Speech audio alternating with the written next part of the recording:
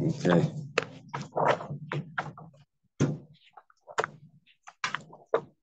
Good morning. Good morning. Good morning. Shalom there? Yeah. Say hello, Shalom. Hi, Shalom. Good morning. Good to see you. Okay. Good morning. Okay, we ended off at the bottom of the page. We ended off at the bottom of Samach Zayin Amar Aleph. Two dots, Amar Ula.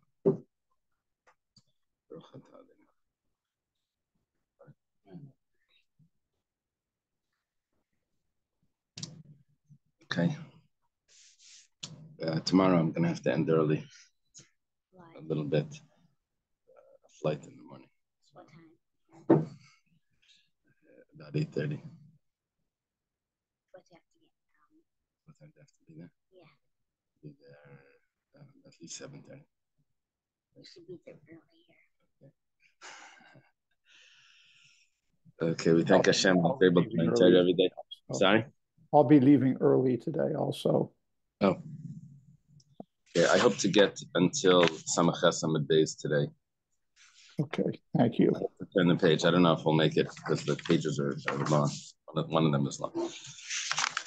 I think Hashem that we're able to learn Torah every day. And this list of learning we should have based in English. So, Amar Ula says, Minayin liya sheina kaina. It's going to prove it to us that when the owner gives up hope, that's not a that doesn't make a kinyan. It doesn't make the thief acquire it just because the original owner gave up hope. This is of course arguing on Rav.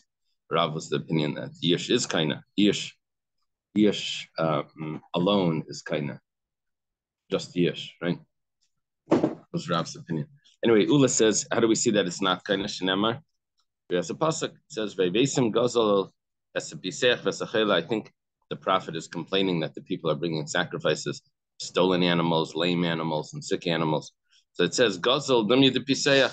This is stolen animal, similar to the lame animal, like limping or something. Ma piseach blesle takanta klal, just like a piseach, an animal that's lame. It's never going to walk properly. Here's what it is. Also, when it comes to a stolen animal, there's no resolution to that. There's no way of fixing it up. And which means that even if the original owner gives up hope, it doesn't make it acquired to the thief. It still will belong to the original owner. And that's why it's not allowed to be brought as a sacrifice. Which means that Yish doesn't work. I mean, the original giving up hope does not make it become acquired to the thief. Okay, now you're asking a combination of Yish and something else that could possibly change. Now, that's an interesting question, because if that's the case, then there is a takanta, right? Then Taisus asked that question.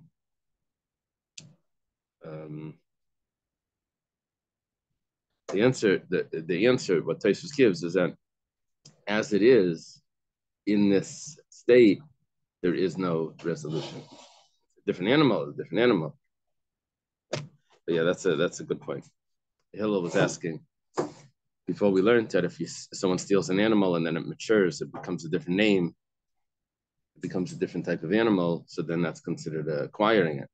So what do you mean less like the kanta that there's no resolution? The answer is that as it is right now, with this title, with this name, okay.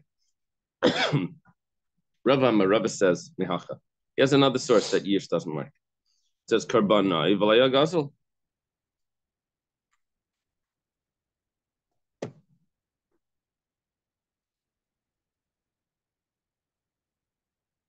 Taisha says that it has to be Rava, can't be Rabba. We'll see from the end of the Gemara.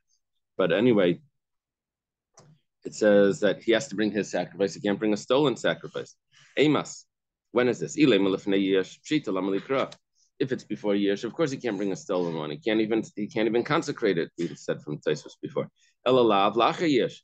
It must be we're talking about that the owner has already given up hope, and that's why he should be able to consecrate it. Shmamina yesh laikani. It's coming to tell us that yesh actually doesn't work, and he can't bring a stolen animal because it's not really acquired by him. Shmamina, we see from this that yesh doesn't work. So Rabba has his own source, but the Gemara says, "But Rabba Hudamar the Gosel carbon the Chabri." But Rabba was the one that said earlier that in that brisa that says Karbana Yivalaya Gosel, that you bring your carbon and not a stolen sacrifice. That wasn't talking about where you're bringing it as your own sacrifice. You weren't even attempting to bring it as your own. You were attempting to bring it possibly for the original owner. You just stole it. You've offered it as a sacrifice. And what we're saying is, is that it doesn't even work for the original owner. That it should, look, his sacrifice was brought. So what does that have to do with yesh? Could be lifnei yesh, right? Our point is that the original owner sacrifice wasn't brought. The Gemara says, if you want, you could say that Rava retracted from his last way of learning, that it was talking about his friend's sacrifice, and it didn't satisfy his friend's obligation. He retracted from that. If you want, you could say Chad Minayu Rav Papa Amra. Hey, good morning, Professor. Morning. Good morning. All right. Where are you? I am Lake Louisa State Park. Oh, wow. It's a cabin in the middle of a hurricane. Cabin, I hear. Middle of the hurricane. Is there a hurricane? No. Yeah. Okay. It's supposed to be a big storm today. Oh, boy. Okay. We're here for 3 days. Okay. It should be safe. Thank you. What Daf we on? We're on Samech Zayin Amid Beis 67b, and we're what page is it in the 34 in the Quran? Got it. I'm ready. So the Gemara just answers over here. Chad Minayu Rav Papa Amra. It could be that one of those statements, they're contradictory statements. One of them was Rava, one of them was Rav Papa, and because Rav and Rav Papa were very close, so a lot of times statements that Rav Papa said were really in Rava's name, and sometimes it was Rav Papa that was saying it. So anyway, Rav Papa, the younger generation than Rava. Yeah, Rav Papa is younger. So why would he say something in Rava's name when he's teaching Abaya? No, Rav Papa is a student of Rava. He's a student of both Abaya and Rav. But a lot of times the Gemara says, Amar Rav Papa, Amar Rava v'itema Rav Papa. Sometimes the Gemara says that a lot because we have a lot of statements that we're not 100% sure if it's Rava or Rav Papa that said it. Okay, we start a new piece now. It says that midas tashlumi abba v'chamisha chulu. The payment of 4 or 5 times only applies to an ox or a lamb. It does not apply to other animals, or it doesn't apply to anything else, even to other animals. Now, that's what the Mishnah quoted. The Gemara asks, the Mishnah was doing a comparison between Tashlum Kefel, the double payment, versus the 4 or 5 times payment, that the double payment applies to everything, but the 4 or 5 only applies to these 2 animals. So the Gemara says, why is that? When it says on Shabbos that your animals have to rest, and it says, it says your ox and your donkey, we say it doesn't only mean your ox and your donkey. Even other animals it applies to. Even if you have a turtle that's, what can a turtle do for you? I don't know. But whatever the case is, but any other animal that you have has to rest. And it says sure, but it means that was just a common example. So maybe the same thing here. It says sure, it's just a common example. So remember, just like over there, it applies not only to the shar and the chamar, it applies to wild animals and birds. Afkan chayavayv ketzibem. Also over here, chayavayv. It should be much more. Why does the Mishnah say it's only an ox and a lamb? Amar Rava. So Rava says, Amar Kra. The following Gemara is going to be just discussing this pasuk of was there any other alternative, any other options to how this pasuk could have been written. And we're going to go through. It could have left out this word. It could have left out that word, and maybe we still would have understood it. So it must be that this is extra. So Rava says, "Amakra shar v'seh shnei pamim." The pasuk says twice shar v'seh, because what happened in the pasuk is it says if a man steals an ox or a lamb, see it said ox or a lamb, and then he slaughtered it or sold it, so he has to pay 5 times for the ox and 4 times for the lamb. See, it said again, ox and lamb. How do we know it's 4 for a lamb and 5 for an ox? No, it says 5 for. It says 5 for an ox. Yeah. Question is why? That we'll see. Okay. So that means because it repeats it, that means that it's only the ox and lamb and not no other animal. When it says Amri, what they said, Haim Yusser, which one were you suggesting was extra? The first, when it said if a man steals an ox or a lamb, that one, that's called the first one, or when it says at the end, when it says 5 times for the ox and 4 times for the lamb, is you saying that one was extra? The Seifa. Do they have a separate name for male and female animals? I don't think so. Oh, not for this. So that means, not for the shard and the. So is a cow considered an ox? A cow is an older ox.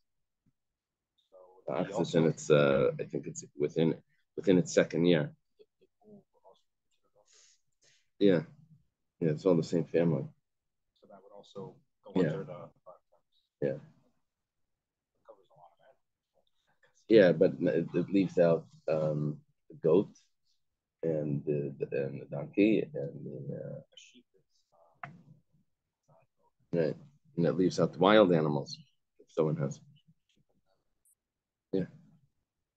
Is there a similar discussion about the expanse of the Pasuk Lo Sivasho Gidi?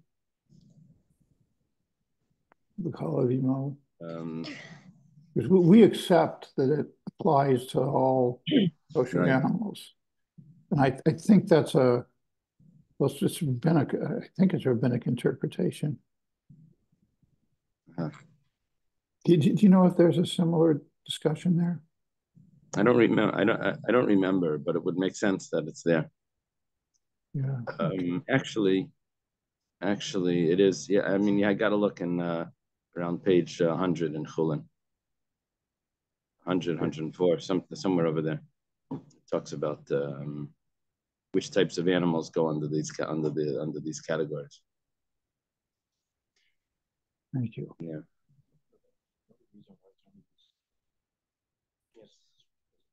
Oh, that's just the pasuk. Yeah. Chok, right? That's what it's called. Just a stash. Right. So it says, the Seifa Miyasa. Which ones are going to be extra? If you're going to say it's the ox and the lamb of the Seifa, that's extra. The Nichtav Rachmana ki Yignav Shar Oy Se Utvache. Drops the ish. That doesn't matter. It says if a person will steal an ox or a lamb and sell it, slaughter it and sell it. He has to pay 5 cattle in its place and 4 sheep in its place. Now, all we did was we took away the word shar and we took away the word seh, and we added a pronoun suffix to the end of the word tachas. So tachtov and tachtov. That's what we did. Instead of saying tachas hashar, we just did tachtov. And we added a pronoun. So I didn't have to say it because you could use a pronoun. When it says, because of Rahman Hachi, the Eberster would have written this. Hava Amina would have said, when you use the pronoun, then maybe if a person stole an ox, you have to pay 5 oxen and 4 lambs, because you're not being specific about which one. See, if it says tachas ashar, tachas aseh, then you're being specific. You stole an ox, you have to pay 5 for the ox. But if you say 5 in its place, maybe you mean that you have to pay both for a 5 and 4 in its place. We're stealing once. Gemara says, maybe you'll say, no, you can't say that. But it says tachtav twice. We wanted to say that you have to pay 9 times for every time that he steals and sells one animal. He has to pay 9 times. It just would have said tachtav once, but it said in its place. Why does it have to say it twice? It means that each one has its own. The Gemara says, well, chad tachtav niyaseh.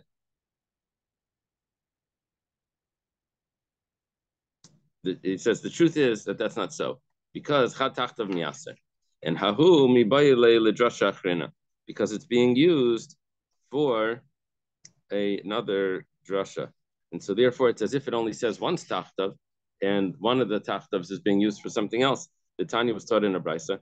Yachol ganav shar shavim mana yishalim tachtav negidim. Maybe if someone steals an ox, it's worth 100 coins, you could pay in its place these some cheap ox. I don't know what they call them, jalapis. They called some cheap ox. You'd pay 4 or 5 times that. It says no, you have to pay actually exactly the same price type of ox, the same type of ox 4 or 5 times. Okay.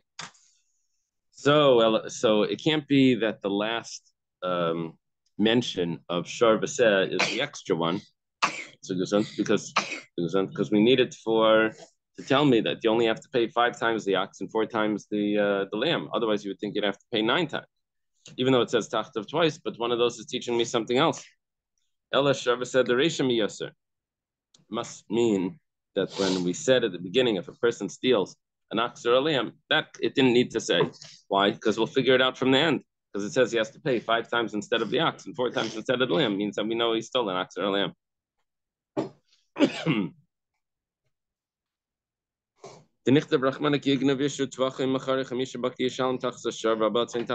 says if a person steals and slaughters it or sells it, he has to pay 5 times the ox and 4 times lamb. Obviously, he stole an ox or a lamb. If the Eibishter would have written this, I would have thought that you have to actually steal an ox and a lamb in order to have to make the payment. No, it says one. No? Yeah, but that's because we mentioned ox or lamb. But if it leaves it out, then we missed out on the word or. If it doesn't say it, you can't just say if a man steals or, because we took the word ox or lamb out. No, it does say and. It says ver, but we know. No, it says I. It says I. Okay. The Gemara says it can't be that you have to steal both in order to be responsible, because it says utvachai. It says he slaughtered it in a singular. What would it say? A plural? Utvacham. Would it say them? It would have utvacham. It's written for one of them. Well, maybe he has to sell both of them. It says no. It says he sells it. It's talking about one of them. Maybe what's happening here is that he has to steal both, but he sells one and he slaughters the other one. Maybe still he's only responsible if he does this to 2 animals. It says it says or he sells it. Okay, so you see you only have to do one.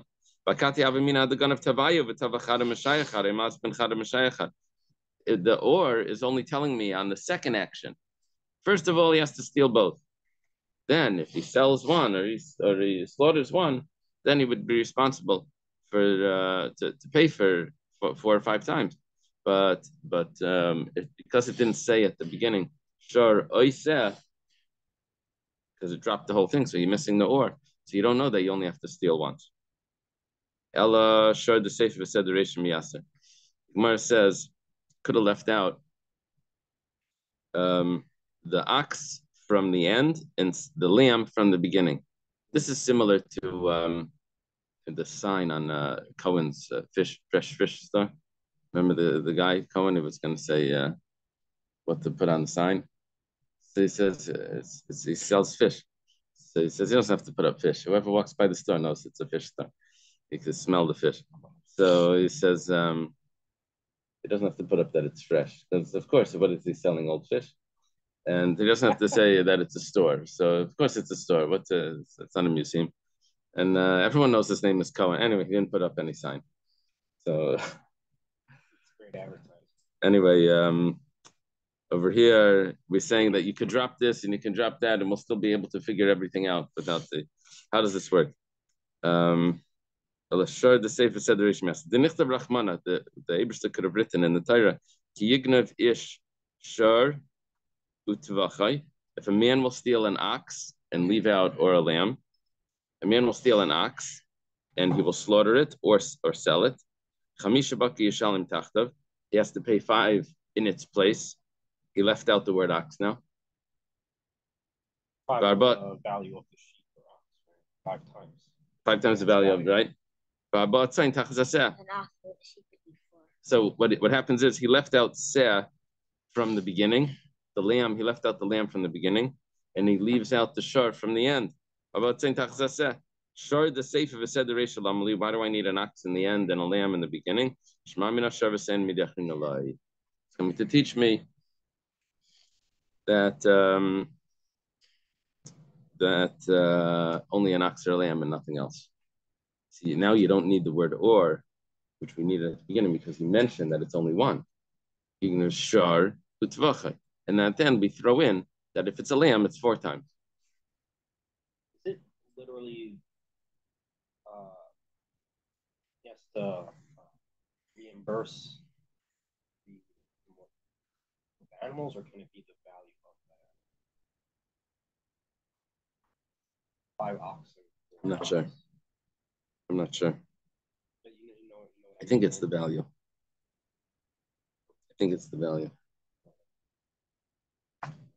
The actual ox was slaughtered. So now he's paying for the ox, or sold, but he's paying for the ox. Probably just means that plus another few times that. Okay. Now we go to another case of the Mishnah that says, Eina goinev achar agana misham tishlumi kefal. When a thief steals, he has to pay double. But when someone else comes and steals from the thief, he only has to pay it once. Now, Amar Rav says, this is Rav's statement. Rav says that Yish, if the original owner has given up hope, then the thief has acquired the animal and it becomes his. If that's the case, then the Mishnah that says that someone that steals from the thief only has to pay once, that's because the thief has not acquired it yet. But if the thief has acquired it, then it's like he's stealing it from the original owner, because he becomes the original owner. So Rab says that's only before Yish that we have the Mishnah that says that the thief, someone that steals from the thief, doesn't have to pay double. But if it's after Yish, after the original owner has given up hope, then the first thief has acquired it, and the thief has to pay double to who? To the first thief, because the animal became his, not to the original owner, because the original owner already got his double from the first thief. The second thief has to pay double to the first thief. That's in the case that the first thief already paid the original owner. Right. In the case that hasn't taken place, does that still happen like that, or does he would owe the original owner. He would owe the original owner. The first thief owes the original owner. Did the original owner get the money yet? I don't know. But meanwhile, the animal itself was acquired by the thief. Because in the case that they haven't paid, will the last I think so. First? That's what it looks like. Yeah. I mean, if he steals it back from the thief, they're going to pay him anything. Right. Because then he gets his item. Yeah. But it could be the thief has to pay the double payment, even though the guy got the first payment. Once he stole, maybe he has the penalty already. Amar Rav Sheshes. Rav Sheshes says, we've had this statement from Rav Sheshes a few times. Amina kinayim v'shachav Rav amalah hashmaita. It appears, like I would say, that Rav was probably sleeping when he said this statement. The Tanya, because we have a brisa that says, Amar Rabbi Akiva. Akiva said, why? Someone that slaughter and or sells have to pay 4 or 5 times. It says because he strengthened his own sin. First he stole, and then to make things worse, he goes and he makes money on it. He sells it, and so he strengthened his sin. So that's why the sin took root. So it means the sin took root. So that's why he has to. That's all you have to go. Okay. I'll try to do some Samar Aleph. Let's see. A little bit more. So the Gemara says Amos. What are we referring to when we said that it's that the sin took root? Are we talking about that he did not give up hope yet? The original owner didn't give up hope. So what does it mean that it took root? He didn't even acquire the animal, even though it was sold. But because the owner didn't give up hope, the animal wasn't even acquired to the person that he sold it to. The thief sold it to someone else. But you really need, in order, you see, what's happening here is there's Yush and Shina Rishus. The Yush is the original owner giving up hope. Shina Rishus is a changing possession from the thief to the purchaser. Or there could be Yush and a Shina Maisa. It could be that he changed the item. Either he changes possession, changes who owns it. So Yush is supposed to accompany the other. The guy gave up hope, plus it changed location. Okay, so now that's considered acquisition. He can't make a Kenyan, right? He can't make an acquisition. Well, he can't have it in his possession. He has it in his possession, but it's still the other guy's. Even if there is Yush, it doesn't matter. Well, Rav says Yush makes a huge difference. But according to the other opinions, that's whole Yush doesn't do it. Look, okay, but even if someone according takes, to Rav, he still has to reimburse. That's only if you have to reimburse. But let's say I take this pencil from Hill. It says, give me my pencil. He didn't say you owe me for the pencil. He said, give me my pencil.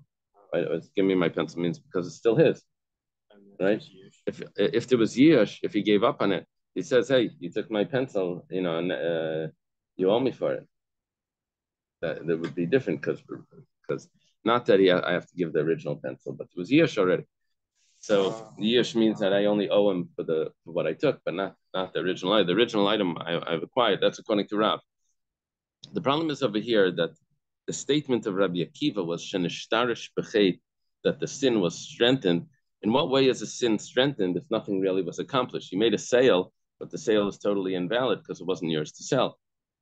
You sold it to someone else. You sold it to someone else, but if there's no Yush, so look, we could write a document and make a Kenyan on the Brooklyn Bridge, but it wasn't mine to sell. So, right? Until that point, the theft was not consummated. Right. If there was no Yush, the theft was not consummated. So that means that the sale was nothing, right? No. It wasn't consummated because he could return the item back to the right. owner. Right, but it also means that the sale is nothing. He didn't acquire it yet. However, acquisition does consummate the. I guess it seals the deal. Once he slaughters it or sells it, there's no way for him to return it. And I guess you're correct.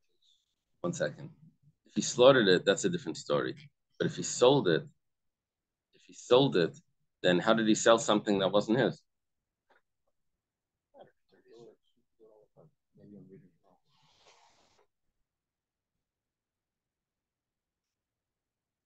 Thief has not acquired the stolen article. It may yet be returned to the original owner. The slaughter or sale, however, affects acquisition and thus consummates the theft, or I'll now return to the original owner. Or it will now never return to the original owner. But that's only if there was Yush. The slaughter would. but not the sale. 1 second. Yeah, I'm not sure what they're saying because they're quoting Rashi. Yeah, and Rashi doesn't say that. They're quoting no, but if you take out the word sale, then what they're saying is correct. Because the slaughter is a change in the item. The change of the item is acquisition. But the sale itself, the sale is, but if there was no yish and it doesn't acquire, that third party that bought it from the sale, does he have to then return it to the original owner or something? Yeah. It was the guy comes to me and says, by the way, that's my item. He says, oh, but I paid money for it. He says, yeah, I don't know what he was doing. He took it from me. It wasn't his. So, so, it must be that there was yish already. So now, yish, okay. So now the person can, when he sells it, so it's a real sale. The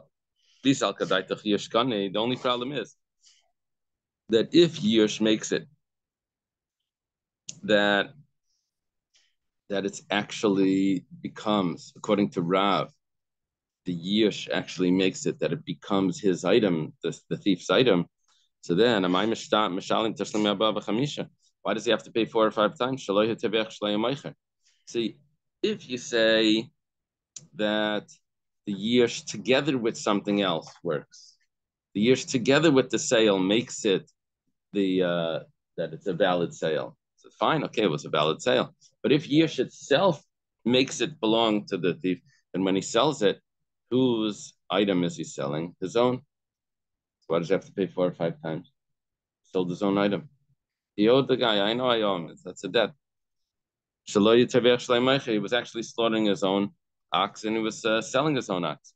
Amri Kedama Rava. So Rava says no.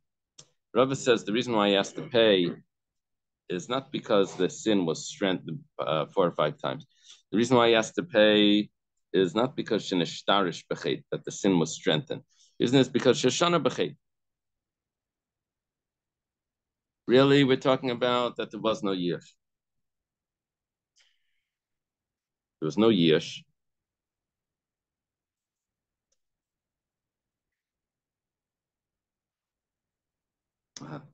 Maybe this is where they're getting it. Maybe from this Rashi. Maybe or from this concept. If there's no yish, so how does the sale work? It must be that the shini rishus. I'm not sure. I don't know how the sale works if there was no yish. Okay, so it's before yish, and maybe the attempted sale. The fact that you attempted to sell it and you slaughtered it, it's because you doubled the sin. You did one sin and then you did another sin, so now the price goes up.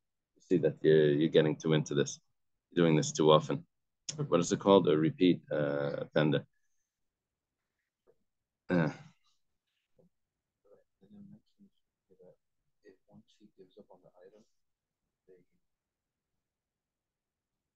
He's no longer obligated to return the item.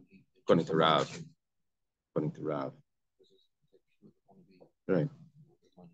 Right. That's according to Rav. That was the question. So then, why does he have to pay 4 or 5 times? It was his own item. He just has a debt. Doesn't mean it doesn't belong to the original owner. In that case, according to Rav, he would only have to pay once. And how do they know that we're going to see on the next page. Okay. Here also it's because he was a repeat offender. That's why he has to pay 4 or 5 times. Not shenishtarish, not because it was effective, but just because he's a repeat offender. Tashema. He slaughters it or sells it. Just like the slaughtering. You can't put the life back into the animal afterwards. So to the sale, it's talking about it's a 100% sale. There's no returns. Amos, when are we talking about this? It doesn't really mean no returns. It means that it's the Gemara is thinking it means it's a valid sale. If we're talking about that, it's before years. What do you mean that there's no returns? It doesn't go back. It wasn't really a valid sale. So just the attempted sale is the prohibition. So it must be elalacha yish. Must be that after he had yish. But if you hold that he acquired it, am I mishalem daled behei? According to Rav, why should he have to pay 4 or 5 times after selling something that's actually his?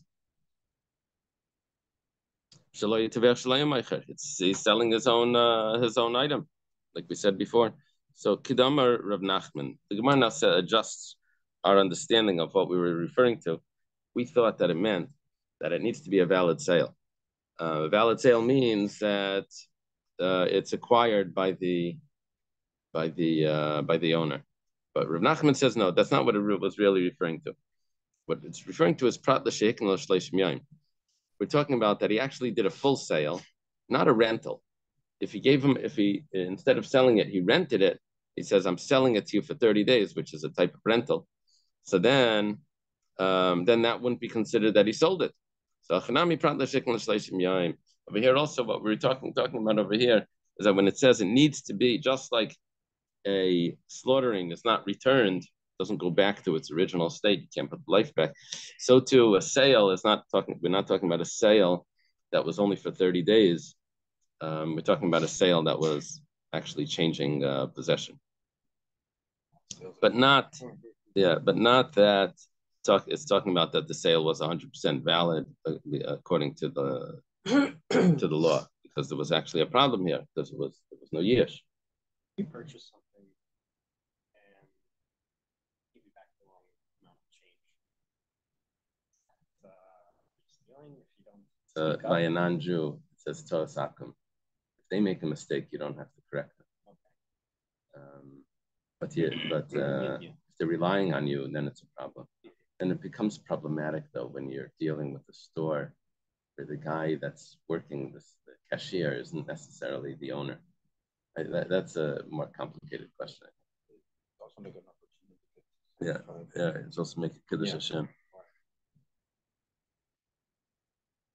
Remember that $90,000 in the desk? There was a yeshiva guy that bought a desk on Craigslist. Did you see this? Oh, yeah. And the top drawer didn't close. So he took the drawer out. He saw behind it was a lot of cash. It was $90,000. Anyway, he bought it from an old lady. He called Reb Shmuel Kamenetsky. Said you should return it. So you don't have to, but it would be a Kiddush Hashem. So anyway, he returned it. It was like a big thing on the news. You could look it up. Google it. Anyway, where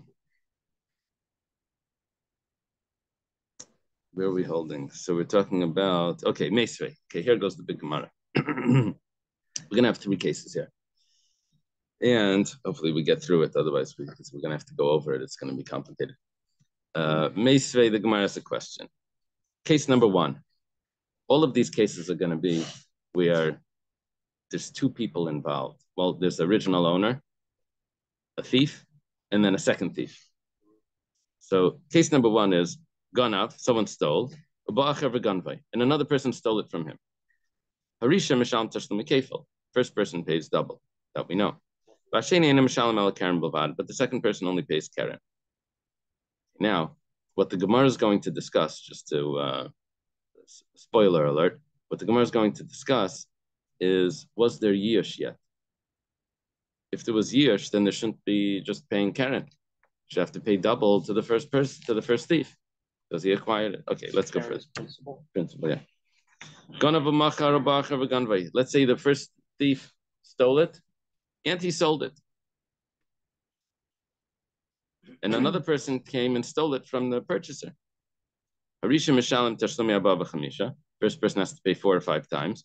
The second person has to pay double. Why does he have to pay double? Because the second person stole it from a new owner.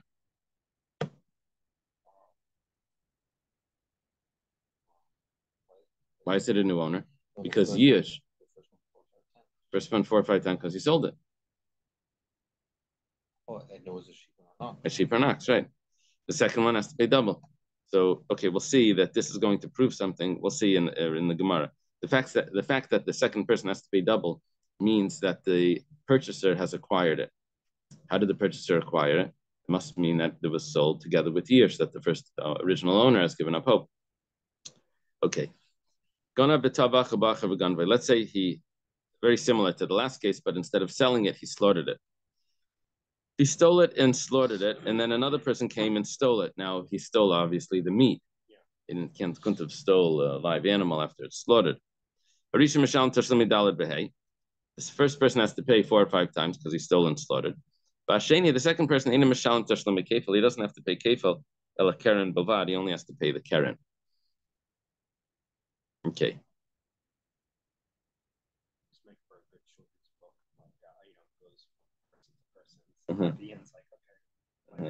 I think there was someone that was trying to make Gemara cartoons, and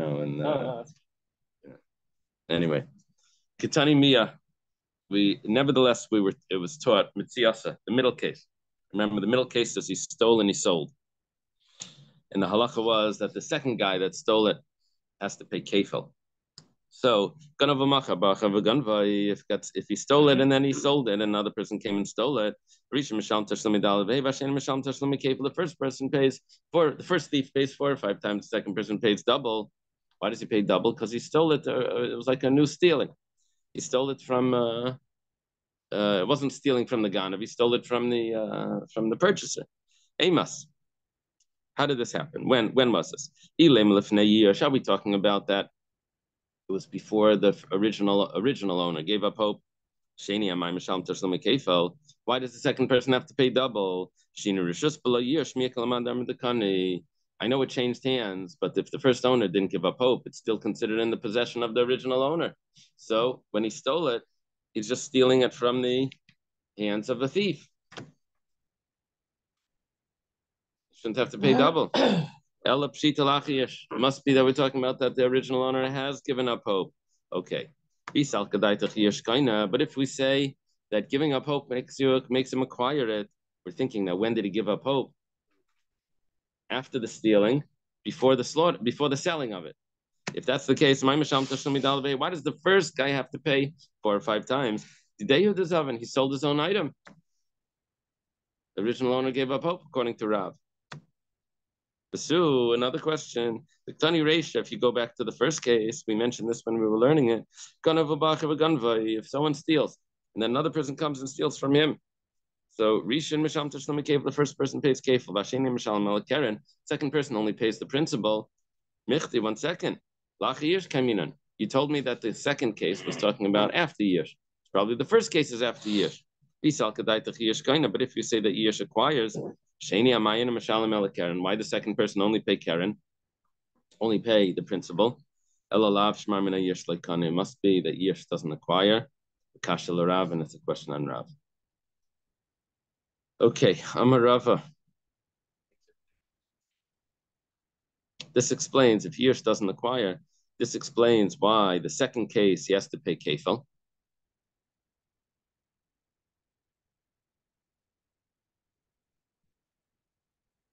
Because Yish itself doesn't acquire, but Yish together with a sale, a change of ownership, because he made a sale and the original gave up hope, that would acquire.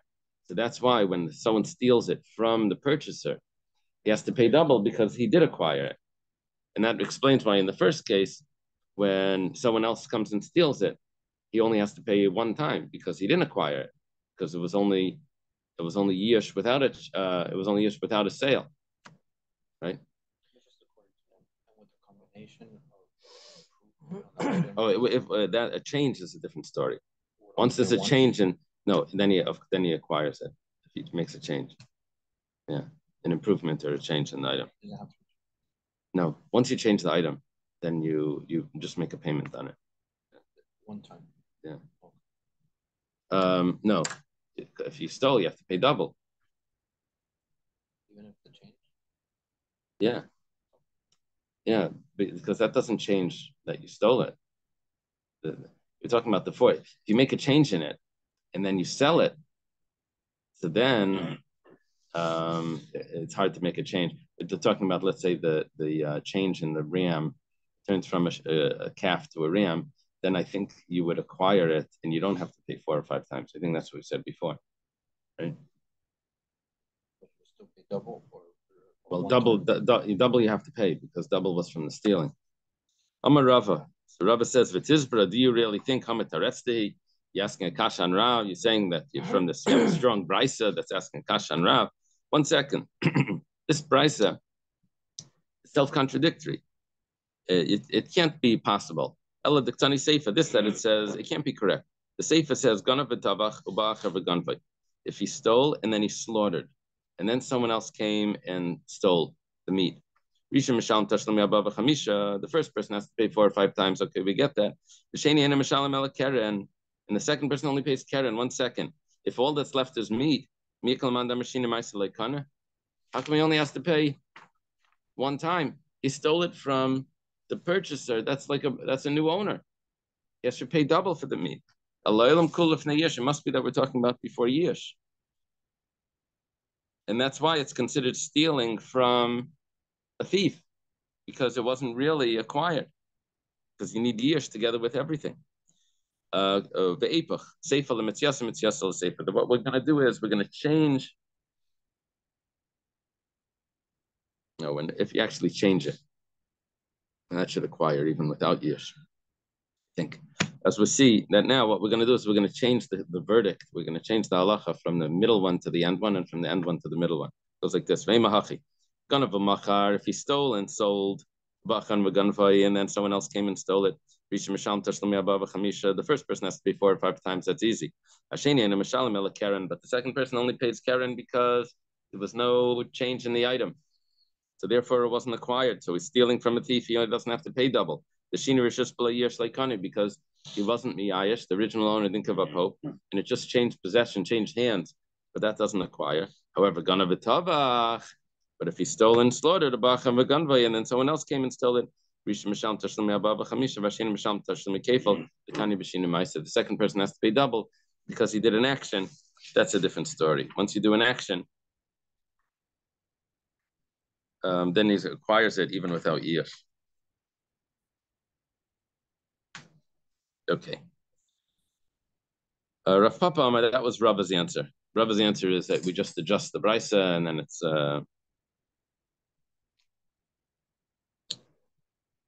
Rav Papa Leilam Leitepach. Don't adjust the brisa. Seifa Beishamai. The Seifa that Rava had a kasha from that says that we have to adjust the whole brisa. The Seifa is talking about the opinion of Beishamai. The machine became if you remember Gam, the word Gam, according to Beishamai, you used it to teach us that even if there's a change in the item, you still don't acquire it. Right? So you don't acquire it even by changing it. If that's the case, kasha reishim it's yasel rav. So if we're talking about after yesh, so why in the first case does he only pay keren? Should pay kefel. Why in the second case does he pay kefel? He should, if he acquired it. No. Why if he acquired it, not kefel? Why in the second case does the first owner have to pay daled behei? The first thief have to pay 4 or 5 times. He shouldn't have to pay 4 or 5 times if he acquired it. He sold his own item. So it says, Amar Rav Zvid. Rav Zvid says, Li'olam kul if neyesh. We're talking about before yesh. Simple answer. Where did the years take place? The years took place not in the hands of the thief, because then we would have a question: why does he have to pay 4 or 5 times? The years took place in the hands of the purchaser. So then he has to pay kefel when someone else steals it. Right? Now that resolves the problem. We could have adjusted. I mean, you probably saw that coming when we saw this contradiction. We were saying, yeah, but if there's yesh, then there was yesh right away. So no, there was yesh, but it wasn't right away. It was only when it changed hands there was yesh, and that's what makes the difference. Davala yesh. Maybe. It's not only because we need yesh and shina rishus. The truth is that maybe Rav would say that even with yesh, it's also going to be effective. So the only thing is, why did we say it like this?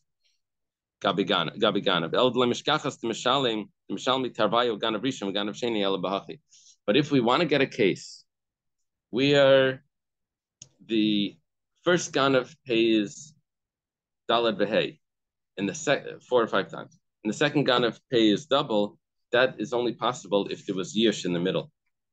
But really, if there was no yish, but really, yish itself would have also made him acquired. But the only thing is, we would have said a case of yish at the beginning, then he wouldn't have had to pay 4 or 5 times. So in order to enable this case to come out, where there's the first one pays 4 or 5, the second one pays double, that to be yish in the center. Yeah. Okay. Basically, we answered the question on Rav. I guess we have to leave it here.